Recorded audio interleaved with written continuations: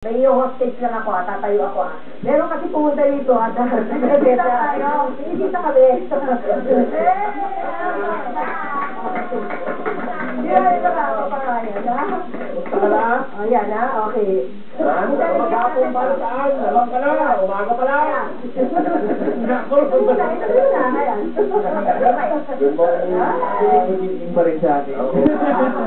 Yun na, pero naman partner, bakit kising ka ba? Ginagawa ko dito, ha? Ano ba ginagawa mo ngayon? Kasi taping kami ng bagong soap opera eh.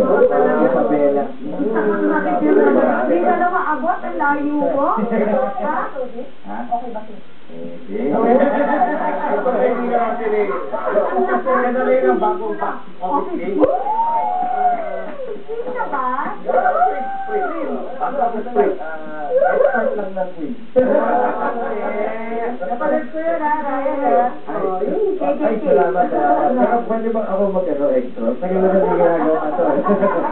Hindi, intro ba naman to? Ayan, sige. Ito sila. Ito lang magtawag dito sa mga kasama natin. Ayan. Pahinga naman sa formation ang magigiting natin mga sundalo para mag-relax at subukan ang hot lava. Kasama si Kuya Louie. Mamaya pa yan. Wala na ba?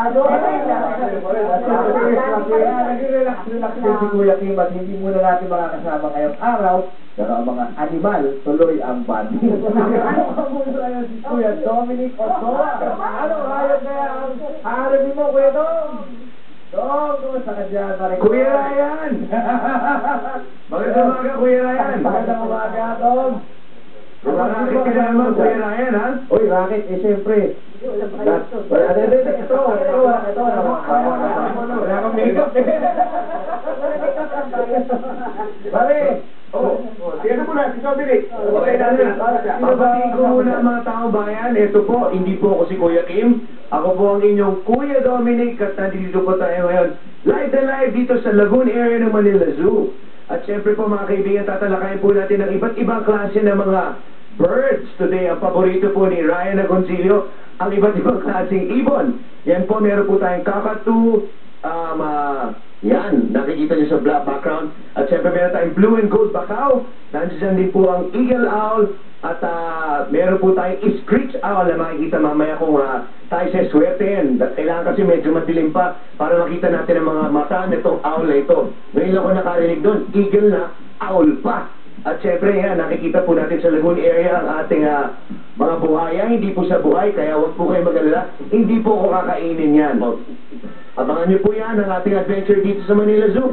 So, huwag po kayong alas. Nandiyan lang po kami. Dito lang po kami sa MUP. Huwag po kayong lilipat ng channel. Thank you very much, Kuya Tom. Feel ko, tagal ko din ako. Balikan naman natin ngayon si Kuya Louie. Asan na ba si Louie? Yeah, bro! Ryan Agoncillo! Ano oras na? Gising ka pa, ha? Okay, gising mo lang. Anyway, kung ano man ginagawa mo ngayon, ito ang pinakamaganda gimmick ngayong umaga to. Itong hawak ko ay lava stone to, no? Ito, pinapatong sa mga katakatawan mo to pag may distress ka. Katulad natin, Ryan, medyo busy-busy yan, di ba? So, nandito nga ako ngayon para magpa-hot lava stone massage dito sa Camp Aguinaldo. Pero paano nga ba ginagamit ito?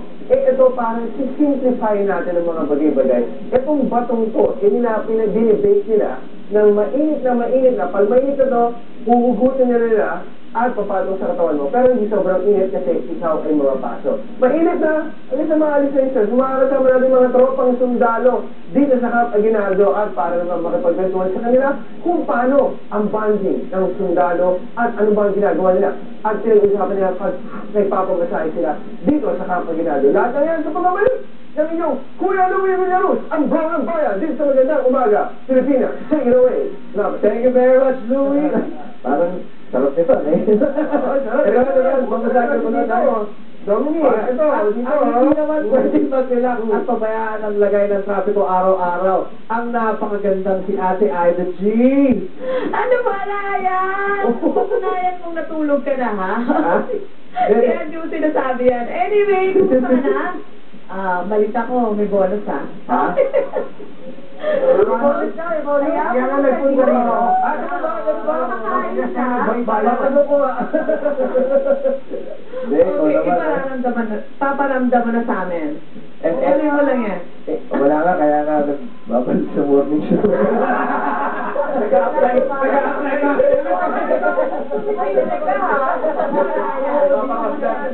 Ryan, mukhang masyadong malakas ang impluensya ni Julius Babo sa tabi mo. Wala naman sinili mo.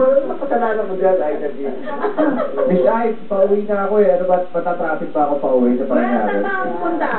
South, no? Going Okay south. ba? Southbound ng EDSA. Skyway, okay naman na yun. Normal na. Maintain mo lang yung speed. So siguro matiwasay ka naman makakarating sa yung pupuntahan. Ay, Tama ba ako matiwasay. doon? Maraming salamat, Miss Aida.